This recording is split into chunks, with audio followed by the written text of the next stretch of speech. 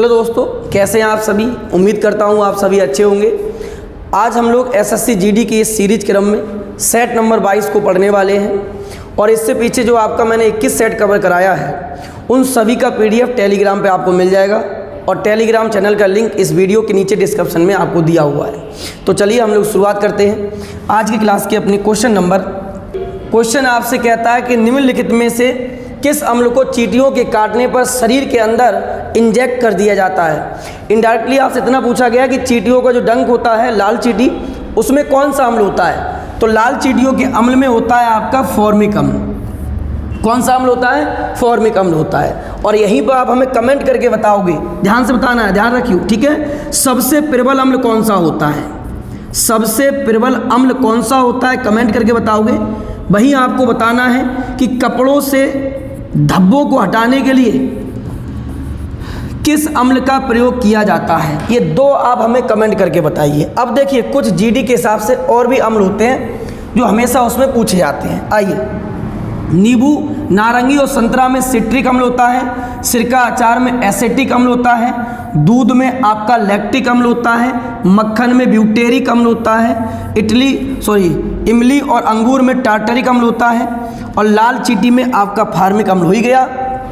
चाय में टैनिक अम्ल हो गया और चींटी के डंक में मेथोइक अम्ल हो गया। सोडा वाटर कार्बनिक अम्ल है। टमाटर में ऑक्जेलिक अम्ल है। भाई याद रखना, घास में भी कौन सा अम्ल होता है? आपका ऑक्जेलिक अम्ल पाया जाता है। एक और आता है सेब में कौन सा अम्ल होता है? तो याद रखना है, सेब में होता है आपका मौलिक अम्ल। कौन सा अम्ल होता है सेब में? मौलिक अम्ल होता है। बात क्लियर हो गई।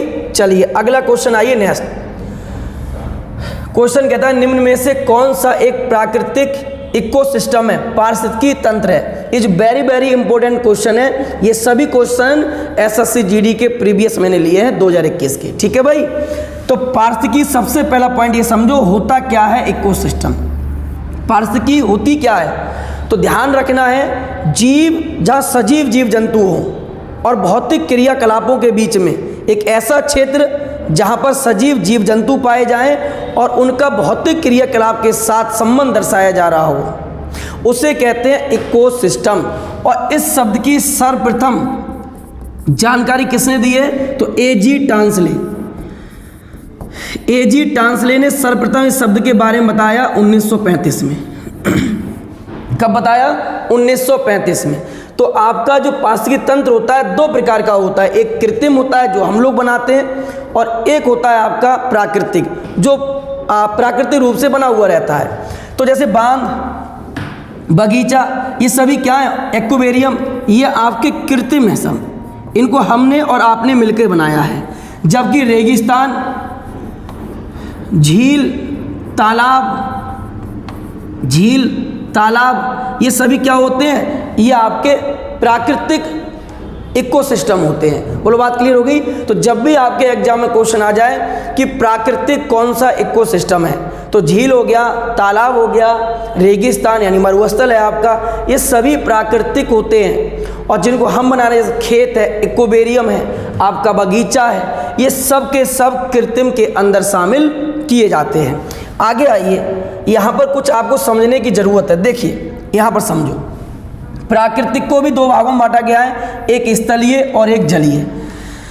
जैसे मान लीजिए आपसे पूछ रहे, मैदान हो गए, घास के स्थल हो गए, मरुस्थल है, वन, पर्वत, पठार इत्यादि, ये सभी क्या होते हैं? प्राकृतिक होते हैं। अभी मैंने आपको बताया इन सबको हम प्राकृतिक के अंदर रखते हैं।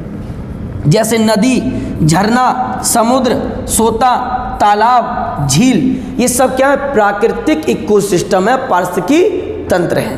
बोलो, बात क्लियर हो रही है? यहाँ तक रट लेना इनको अच्छे से। आगे समझो, कृत्रिम में जो मानव निर्मित होते हैं, खेत हो गया, उद्यान हो गया, चारागाह है, एक्वेरियम है, ये सभी मानव के द्वारा निर्मित होते हैं, ठीक है। तो ऐसे आप याद रख लोगे, एक क्वेश्चन आपका फिक्स हो जाएगा। चलिए हम लोग आगे बढ़ते हैं। नेक्स्ट क्वेश्चन देखिए। क्वेश्चन कहता है निम्न में से कौन सा एक फूल का भाग है। Is very very important question.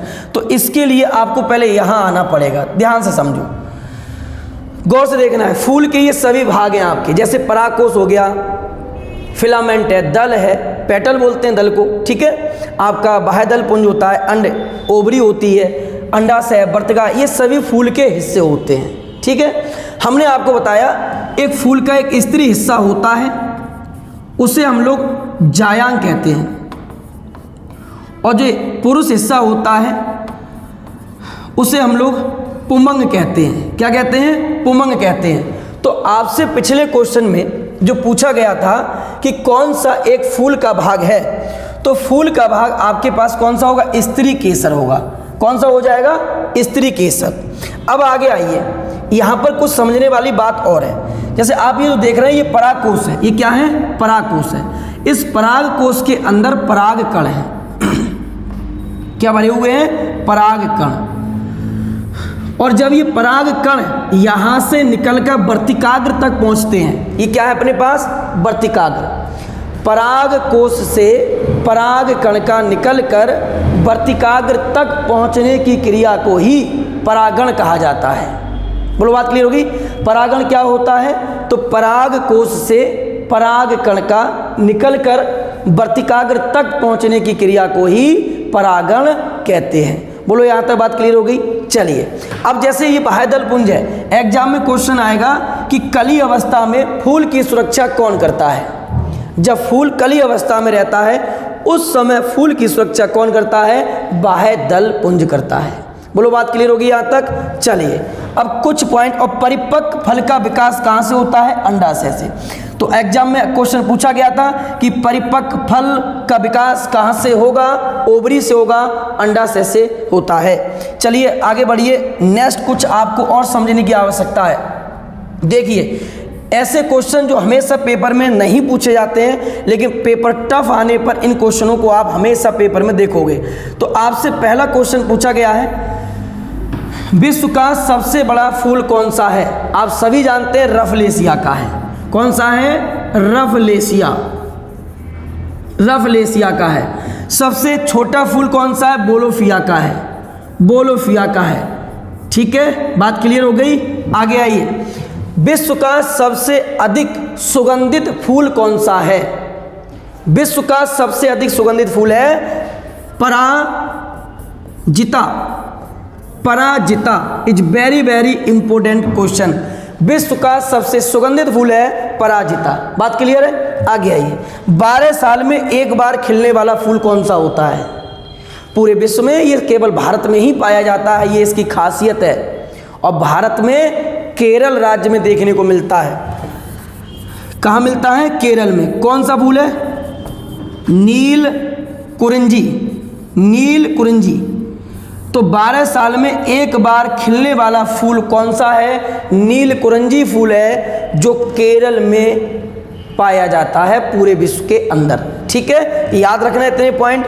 चलिए अगला क्वेश्चन देखिए। नेक्स्ट क्वेश्चन कहता है, भारतीय दंड संहिता की कौन सी ऐसी धारा है जिसमें महिला की बिना सहमति के बिना आप गर्भपात कराने पर आपको 10 साल की जेल हो सकती है? तो याद रखना है इसको, धारा 313। इसमें 10 साल की जेल होती है। 10 साल की जेल होती है। ठीक है, आप हमें कमेंट करके बताओगे कि धारा 315 का संबंध किससे है? ये पिछले क्लासों में हम आपको करा चुके हैं। धारा 315, अनुच्छेद 315 नहीं है, धारा 315 आपको बताना है। ठीक है, अगले क्वेश्चन पर आइए। क्वेश्चन कहता है, टेस्ट क्रिकेट में 13 शतक बनाने वाले पहले भारतीय बल्लेबाज कौन थे? वेरी वेरी इंपॉर्टेंट क्वेश्चन है, आराम से समझना है कि टेस्ट क्रिकेट में 13 शतक लगाने वाले पहले भारतीय बल्लेबाज, सबको पता होना चाहिए कि इन्होंने पाकिस्तान के खिलाफ कितना रन बनाया था? 309 रन बनाया। और ये थे आपके अपने चहेते वीरेंद्र सहवाग। कौन हो जाएंगे भाई? वीरेंद्र सहवाग हो जाएंगे। बोलो, बात क्लियर हो गई? अब देखिए कुछ मोस्ट इंपोर्टेंट क्वेश्चन जो जीडी में आ सकते हैं, उस संभावना पर मैंने लिए हैं। जैसे टेस्ट क्रिकेट में अगर हम सिर्फ भारत की बात करते हैं, टेस्ट क्रिकेट में 13 शतक किसने लगाया? पहली बार वीरेंद्र सहवाग ने। अगर विश्व में पूछ ले 13 शतक सबसे पहले टेस्ट में किसने लगाया? मैथ्यू हेडन, ऑस्ट्रेलिया के थे, याद रखना है।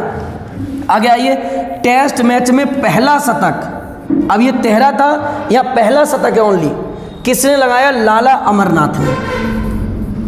लाला अमरनाथ। याद रखना है, लाला अमरनाथ ने कब लगाया? 1933 में। ठीक है, आगे आइए। पहला वनडे शतक भारत में किसने लगाया? कपिल देव ने लगाया। किसने लगाया भाई? कपिल देव। कब लगाया? 1983 में लगाया था। ठीक है, आगे। पहला अंतर्राष्ट्रीय T20 शतक किसने लगाया? सुरेश रैना ने। सुरेश रैना, याद रखना है। ठीक है, तो 3 क्वेश्चन हो जाते हैं आपके पास। टेस्ट में पहला शतक किसने लगाया? लाला अमरनाथ ने। पहला वनडे में शतक किसने लगाया? कपिल देव ने, 1 दिवसीय मैचों में। और वहीं पर पहला T20 शतक अंतर्राष्ट्रीय किस भारतीय ने लगाया है? सुरेश रैना ने। ये सभी क्वेश्चन आपके क्रिकेट में भारतीयों से संबंधित है, ये आपको याद रखना है। ठीक है, चलिए अगला क्वेश्चन, आइए नेक्स्ट क्वेश्चन आगे बढ़ते हैं हम लोग। क्वेश्चन कहता है धमनियां छोटी छोटी नलिकाओं में विभाजित होती हैं, उत्तकों तक पहुंचने पर वे और अधिक पतली नलिकाओं में विभाजित हो जाती हैं। जिन्हें क्या कहा जाता है? कहने का मतलब ये है कि जो धमनियां होती हैं जब टिश्यू तक ये पहुंचती हैं, उसके बाद ये छोटी छोटी पतली नलिकाओं में विभाजित होती हैं, उन्हें क्या कहा जाता है? तो हम सभी जानते हैं धमनियों का छोटा रूप कोशिका, टिश्यू के पास जो होता है वो कोशिका होता है। क्या होता है? कोशिका। आइए समझिए बात मेरी। हमने आपको बताया है अभी, एक धमनी होती है और एक सिरा होती है। ये दोनों ही रक्त वाहिका होती हैं, रक्त को एक ले जाती है और लौट के एक वापस लाती है। धमनियों का काम क्या है? सुनो तो O2 युक्त रक्त ये शरीर में परिवहन करती है, शरीर में परिवहन करती है। O2 युक्त रक्त क्या होता है? इसे हम कहते हैं शुद्ध रक्त। क्या कहते हैं भाई? शुद्ध रक्त कहते हैं, याद रखना है। तो शरीर में शुद्ध रक्त का परिवहन कौन करता है? धमनियां करती हैं। O2 युक्त रक्त का परिवहन कौन करता है? धमनियां करती हैं, याद रखोगे। लेकिन खासियत ये है धमनियों की, इसमें कपाट नहीं पाया जाता है, इसमें कपाट नहीं होता है। और सही बात है, यदि रक्त ऊपर से नीचे की तरफ आता है शरीर में तो कपाट की कोई भी आवश्यकता नहीं पड़ती है। एक मानव में पूरे शरीर में रक्त का परिवहन होने में, याद रखना है, पूरे शरीर में रक्त का परिवहन होने में ओनली 20 सेकंड का समय लगता है। 20 सेकंड के अंदर अंदर पूरे मानव शरीर में ब्लड का सर्कुलेशन हो जाता है। और जब हृदय एक बार धड़कता है, पंप करता है, तो वो 70 ml रक्त को पंप कर देता है। याद रखोगे, एक धड़कन में 70 ml रक्त को पंप करता है कौन? हृदय। तो याद है, धमनी की बात क्लियर। सिरा क्या करती है? CO2 युक्त रक्त हृदय की तरफ ले जाती है, हृदय की तरफ ले जाती है। यानी हम ये कह सकते हैं अशुद्ध रक्त। अशुद्ध रक्त को कौन परिवहन करता है हृदय की तरफ? तो वो होती हैं सिराएं, और सिराओं में पाए जाते हैं कपाट, यानी रक्त वापस ना आए इसलिए सिराओं में क्या पाया जाता है? कपाट पाया जाता है। बोलो यहाँ तक बात क्लियर हो गई। एग्जाम में क्वेश्चन पूछा जाता है कि डॉक्टर के द्वारा इंजेक्शन लगाने पर किस में इंजेक्शन वो लगाता है? धमनियों में या सिराओं में? तो आपके पास सिराओं में वो इंजेक्शन लगाता है। ये बात क्लियर होगी यहाँ तक। अधिक ऊंचाई पर जाने पर वायुमंडलीय दाब कम हो जाता है, जिसके कारण से सिराओं का दाब बढ़ जाता है और सिराएं फट जाती हैं।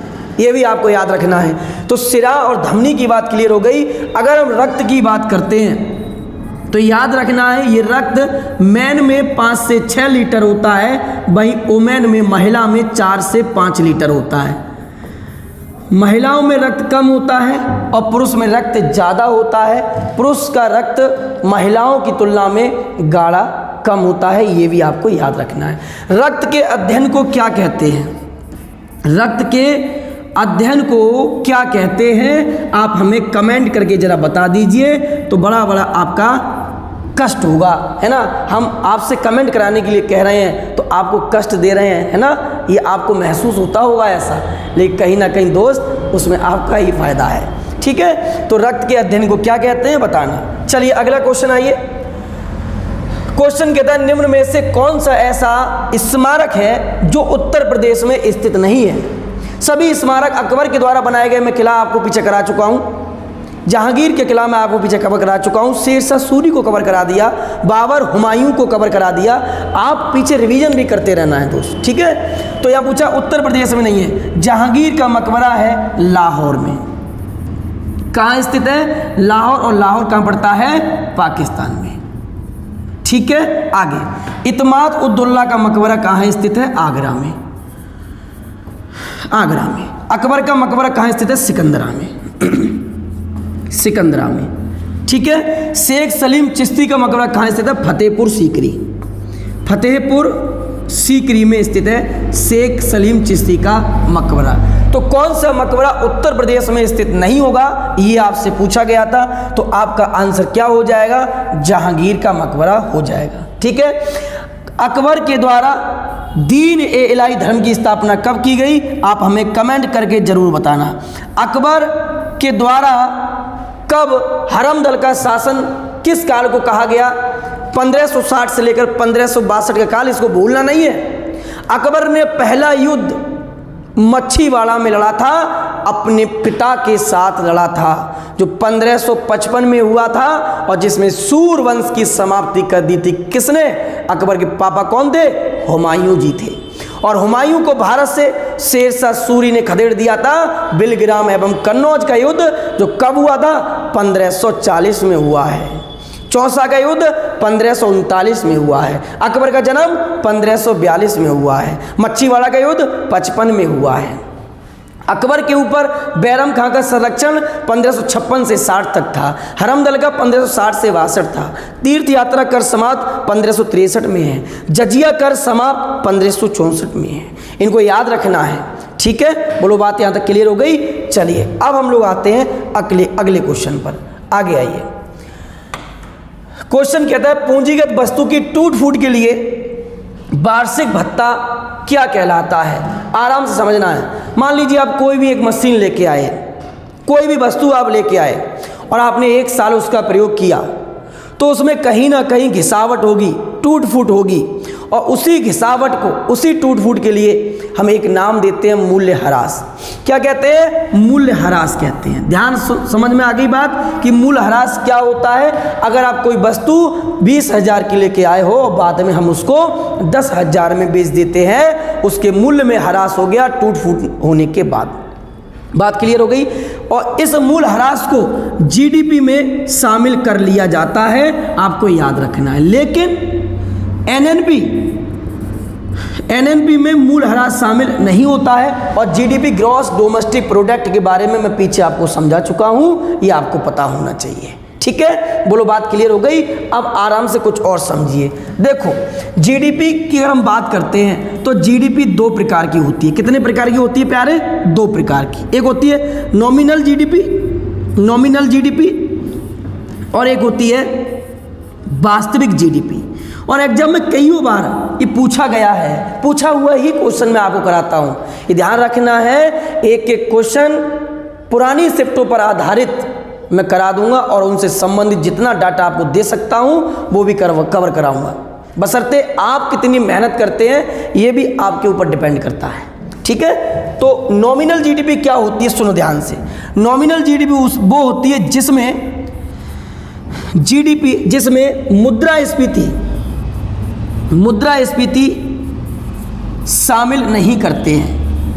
मुद्रास्फीति शामिल नहीं होती है, उसे कहते हैं नॉमिनल जीडीपी। और जिसमें मुद्रास्फीति शामिल होती है, जिसमें मुद्रास्फीति को हम शामिल कर लेते हैं, और उसे कहते हैं वास्तविक जीडीपी। अब मुद्रास्फीति क्या होती है ये आपको जानना बहुत जरूरी है।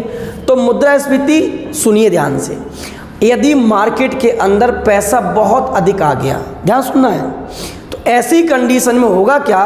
पैसे की वैल्यू गिर जाती है और वस्तु की वैल्यू बढ़ जाती है। और यही हमेशा आता है कि मुद्रास्फीति में क्या महंगा होता है? तो मुद्रास्फीति में वस्तु महंगी हो जाती है। और मुद्रास्फीति को कंट्रोल करने के लिए आरबीआई बैठा हुआ है। ये बैंक दर बढ़ा देती है, जिससे कॉमर्शियल बैंक पैसा कम उधार लें, और जब कम उधार लेंगी आरबीआई से तो वो मार्केट में भी पैसा कम देंगी। बोलो बात क्लियर हो गई। तो ये आरबीआई की मौद्रिक नीति के अंतर्गत आता है, ठीक है। आरबीआई की स्थापना 35 में हुई है और 1949 में इसका राष्ट्रीयकरण हुआ है। आरबीआई के पहले ऐसे गवर्नर कौन थे, आपको कमेंट करके बताना है, जिन्होंने आरबीआई के वित्तीय वर्ष को चेंज किया था। यानी आरबीआई ने अपना पूरा वित्तीय वर्ष ही चेंज कर लिया था। जब आरबीआई गठित हुआ था 1935 में, दूसरा उस समय कोई और था। क्वेश्चन समझ में आ गया। आरबीआई के वित्तीय वर्ष को चेंज करने वाले पहले गवर्नर कौन थे, कमेंट करके बताओगे।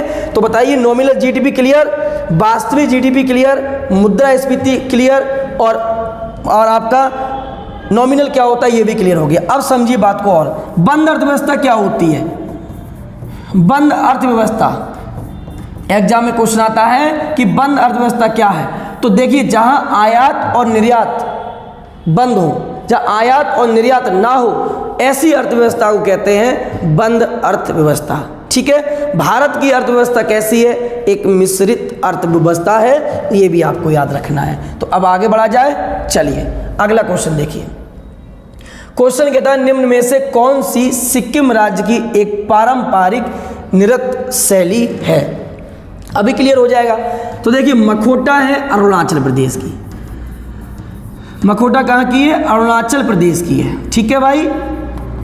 और उसके बाद भूटिया और पांडव, ये दोनों ही आपकी कहाँ की है, उत्तराखंड की है। अब बची चुटकी, और चुटकी कहाँ की हो जाएगी, आपकी सिक्किम राज्य की हो जाएगी। चुटकी कहाँ की हो जाएगी, सिक्किम की। तो मखोटा अरुणाचल प्रदेश की है, भूटिया और पांडव आपकी कहाँ की, उत्तराखंड की है। उत्तराखंड के चमोली जिला में ही आपको हमने बताया क्या है, फूलों की घाटी है। शांत घाटी कहाँ है, केरल में स्थित है, केरल के काकड़ जिला में स्थित है, ठीक है। और इसका एरिया 89 वर्ग किलोमीटर है। अपनी जैव विविधता के लिए प्रसिद्ध है शांत घाटी। राजाजी राष्ट्रीय उद्यान कहाँ पर स्थित है, उत्तराखंड में स्थित है। बोलो यहाँ तक बात क्लियर हो गई। चलिए अगला आगे समझिए कुछ और। देखिए, भारत में राष्ट्रीय उपभोक्ता दिवस इस दिन मनाया जाता है। यानी कब आपको राष्ट्रीय उपभोक्ता दिवस भारत में मनाया जाता है, तो आपका आंसर होना चाहिए 24 दिसंबर, ठीक है। पिछले क्लासों में जनवरी, फरवरी, जून, जुलाई ये कवर करा चुका हूं। अब आगे आइए, यहाँ पर कुछ दिसंबर माह के दिवस देखिए। 1 दिसंबर को विश्व एड्स दिवस होता है, 4 दिसंबर को नौसेना दिवस होता है, 10 को अंतर्राष्ट्रीय मानव अधिकार दिवस, 23 को राष्ट्रीय किसान दिवस चौधरी चरण सिंह के उपलक्ष्य में होता है, 24 दिसंबर को राष्ट्रीय उपभोक्ता अधिकार दिवस होता है। बात क्लियर हो गई। याद रखना, 23 दिसंबर राष्ट्रीय किसान दिवस चौधरी चरण सिंह, ठीक है। अगला क्वेश्चन आइए। क्वेश्चन में कहा गया, प्रवरा, मंजरा और मनेरा नदियां कौन सी दाहिनी सहायक नदियां हैं, किस नदी की ये सहायक नदियां हैं। यहां पर एक नदी और जोड़ लीजिए, इंद्रावती। इंद्रावती, इंद्रावती भी सहायक नदी, और आप समझ गए होंगे ये सभी नदियां किसकी सहायक नदी हैं, तो ये आपकी गोदावरी की सहायक नदी है। किसकी है, गोदावरी की सहायक नदी है।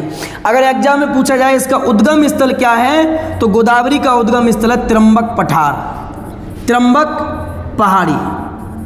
कहाँ से निकलती है, त्र्यंबक पहाड़ी से निकलती है, और इसे दक्षिण भारत की गंगा कहते हैं। दक्षिण भारत की गंगा इसे कहा जाता है, गोदावरी को। इसी को बूढ़ी गंगा भी कहा जाता है, बूढ़ी गंगा। बोलो बात याद रखोगे यहाँ तक।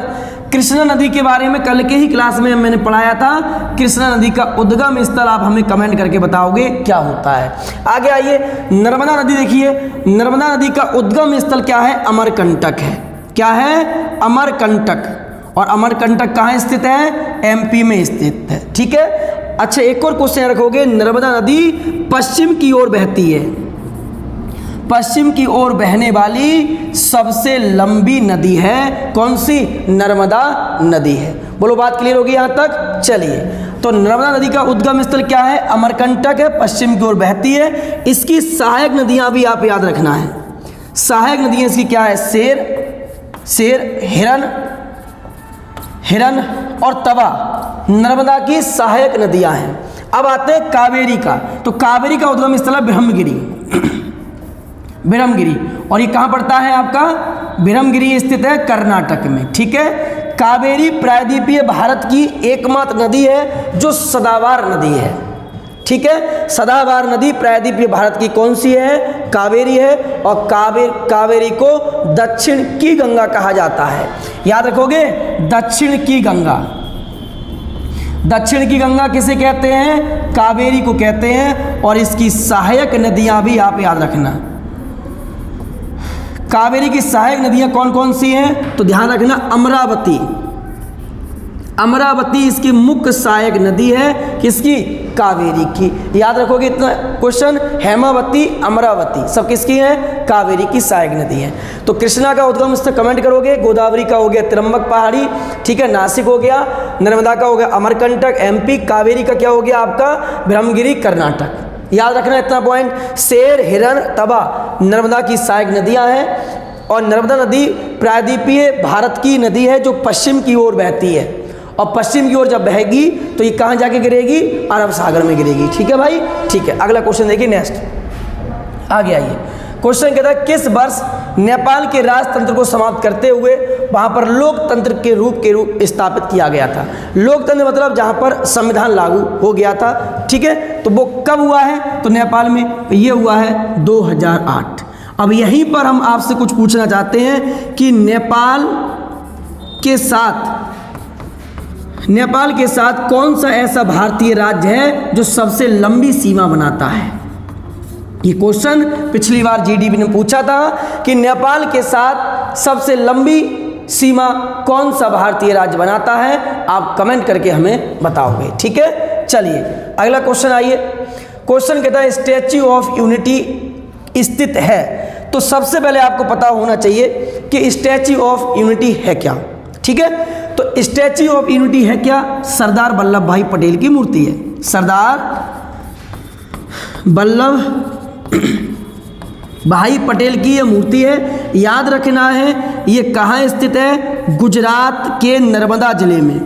गुजरात के नर्मदा जिले में स्थित है। राम सुतार ने इसकी डिजाइन तैयार की थी और इसकी 182 मीटर ऊंचाई है। लेकिन जब इसमें आधार को आप शामिल कर लोगे तब इसकी ऊंचाई हो जाएगी 240 मीटर। बोलो बात क्लियर हो गई।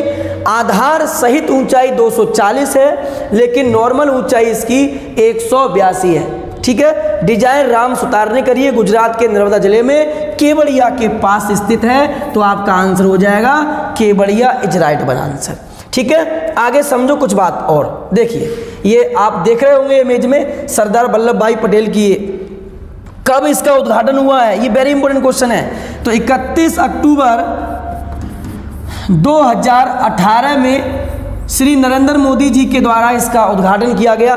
31 अक्टूबर 2018 को। और इसकी नींव कब पड़ी है ये भी याद रखना है। तो नींव पड़ी इसकी 2013 में पहली बार, ठीक है। बात क्लियर हो गई।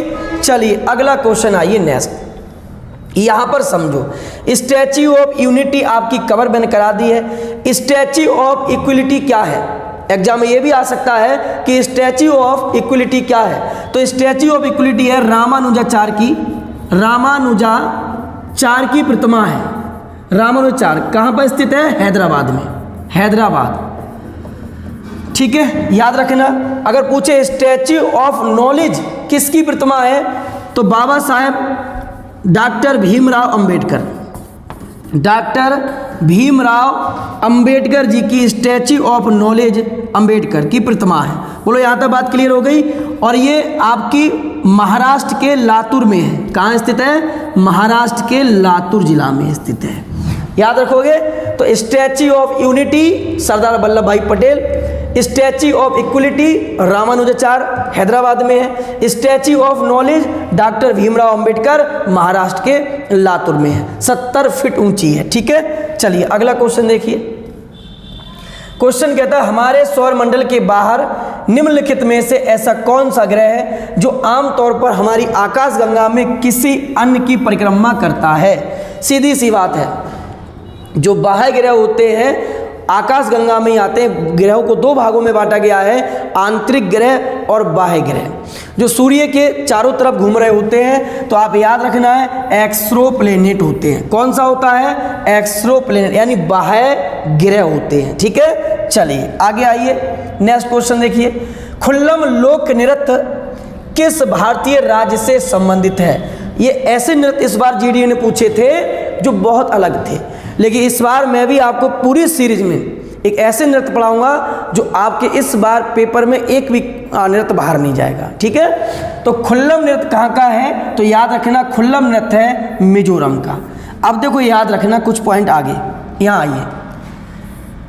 जैसे अगर हम मेघालय की बात कर ले, नौगरे में याद रखना, लाहो याद रखना, ये मेघालय के हैं। ठीक है, आगे आइए। मिजोरम की अगर हम बात करें, छेरम नृत्य, खुल्लम, ये सब नृत्य कहाँ के हैं? ये सभी आपके मिजोरम के हैं। नागालैंड का क्या है? बांस नृत्य है, जीलेंग है, सुई रोलियंस है, गितिलिम है, तिमाक नृत्य है, हेत लयूली है। अब ये नृत्य आप कहोगे इनको याद कैसे करें? तो याद करने नहीं है, आप इनको बार बार देखते रहो, और हम क्या करने वाले हैं अब आगे, इन्हीं में से कोई ना कोई नृत्य मैं आपको लाते रहूँगा जिससे आपका रिवीजन भी होता रहे। ठीक है, तो एक बार लिख लेना कॉपी पर, और लिखने के बाद हर रोज़ एक बार देख लिया करना। सभी नृत्य मैंने एक जगह ले लिए हैं, तो वो अपने आप आपके स्मरण में रहेंगे। ठीक है ना, चलो आगे समझो बात को। यहाँ पर आपका सब नृत्य दिया हुआ है, इनको स्क्रीनशॉट लेके और नोट आपको करना है। खासकर लक्षद्वीप का याद जरूर रखना है, लावा, कोलकाई और परिचा कली।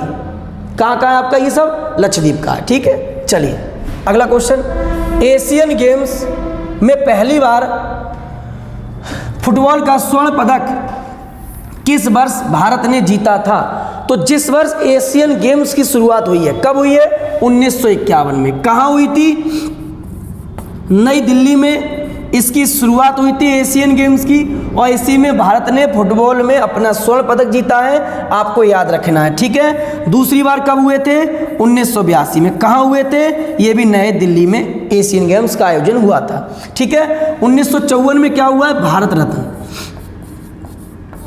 भारत रत्न अवार्ड की स्थापना हुई थी। 1958 में क्या हुआ है? तो याद रखना DRDO की स्थापना हुई थी। ठीक है, 1958 में DRDO की स्थापना हुई है, और 1962 में क्या हुआ था? आप हमें कमेंट करके बता दो, कुछ पता हो तब आपको। ठीक है, बोलो बात क्लियर हो गई यहाँ तक? चलिए अगला पॉइंट देखिए, नेक्स्ट आगे आते हैं। क्वेश्चन कहता है जब किसी कार में आवश्यकता से अधिक लोगों को लगा दिया जाता है तो इसे हम किस नाम से जानते हैं? तो इस वेरी इंपॉर्टेंट पॉइंट आराम समझना है। ये बेरोजगारी का मामला है। किसका मामला है? बेरोजगारी का मामला है। क्या मामला है? आराम से जरा मेरी बात को सुनने की कोशिश करो। देखिए, भारत में कई प्रकार की बेरोजगारी पाई जाती है, भारत हो या विश्व, जिसमें आपकी एक संरचनात्मक बेरोजगारी होती है, एक आपकी प्रच्छन्न बेरोजगारी होती है, एक छुपी हुई बेरोजगारी भी इसे हम कहते हैं, कृषि आधारित होती है, शिक्षित बेरोजगारी होती है। लेकिन मुख्य क्या है? आपको मुख्य क्या रखना है? संरचनात्मक बेरोजगारी क्या होती है? धीरे धीरे यदि उद्योग धंधों में परिवर्तन होता है, ऐसे बेरोजगारी को हम संरचनात्मक बेरोजगारी कहते हैं, और ये अधिकतर विकासशील देशों में होती है, क्योंकि विकासशील देश विकास की तरफ जब आगे बढ़ते हैं तो पुराने उद्योग धंधे बंद होते चले जाते हैं और नए नए लगने शुरू हो जाते हैं, तो उसे कहते हैं हम लोग संरचनात्मक बेरोजगारी। बोलो बात क्लियर हो गई? घर्षणात्मक बेरोजगारी क्या होती है? जब व्यक्तियों के आय व्यय से प्रभाव पड़ जाए उसे कहते हैं घर्षणात्मक बेरोजगारी, और ये विकसित देशों में देखने को मिलती है घर्षणात्मक बेरोजगारी। ठीक है, याद रखोगे। वहीं पर अब हम बात करते हैं प्रच्छन्न बेरोजगारी क्या होती है, छुपी हुई बेरोजगारी क्या होती है। मान लीजिए आपने कोई एक खेत लिया, उस खेत में 2 मजदूर काम पे लगाए। यह समझो, ये आपके पास एक खेत है और इस खेत में आपने क्या किया, 2 मजदूर काम पे लगाए। अब तक बात सही है, काम होता है, लेकिन आप 2 और लगा दो तो काम होगा। मान लीजिए पूरे खेत में आपने मजदूर ही मजदूर कर दिए, तो आप मुझे बताइए अब क्या कार्य हो पाएगा? क्या एक दूसरे से लड़ाई होना शुरू हो जाएगी या नहीं? अब यहाँ कोई काम नहीं होगा। बाहर से मजदूर ऐसी बेरोजगारी में काम करते हुए तो नजर आते हैं, लेकिन वास्तव में उनके द्वारा कोई भी काम नहीं होता है। इसलिए प्रच्छन्न बेरोजगारी में, छुपी हुई बेरोजगारी में श्रमिकों की सीमांत आय क्या होती है? एग्जाम में क्वेश्चन आता है, वो शून्य होती है। क्या होती है? शून्य होती है। और यही क्वेश्चन पूछा था। एक और याद रखना है, भारत में बेरोजगारी का आंकड़ा NSSO तैयार करता है, नेशनल सैंपल सर्वे ऑर्गेनाइजेशन तैयार करता है। और भाई गरीबी का आंकड़ा कौन तैयार करता है? बेरोजगारी का आंकड़ा हो गया आपका। और उसके बाद राष्ट्रीय आय, राष्ट्रीय आय की गणना कौन करता है भारत में? CSO करता है। CSO सेंटर स्टैटिस्टिकल ऑफिस करता है। बोलो बात क्लियर हो गई यहाँ तक? चलिए अगला क्वेश्चन आइए नेक्स्ट। कहता है निम्नलिखित में से क्या श्रीलंका का एक राष्ट्रीय खेल है? तो आपको श्रीलंका का राष्ट्रीय खेल बताना है और ये हमेशा पेपर में आता है। श्रीलंका का राष्ट्रीय खेल हो जाएगा आपका वॉलीबॉल। कौन सा है? वॉलीबॉल। अब देखिए हमने आपको जीडी के हिसाब से इंपॉर्टेंट जितने भी राष्ट्रीय खेल बन सकते हैं एक ही स्थान पर लिए हैं। आप इनको एक बार देख लीजिए। देखो भारत का पता ही है, कनाडा का आइस हॉकी है, स्पेन का साड़ी युद्ध, रूस का फुटबॉल शतरंज, स्कॉटलैंड रग्बी फुटबॉल।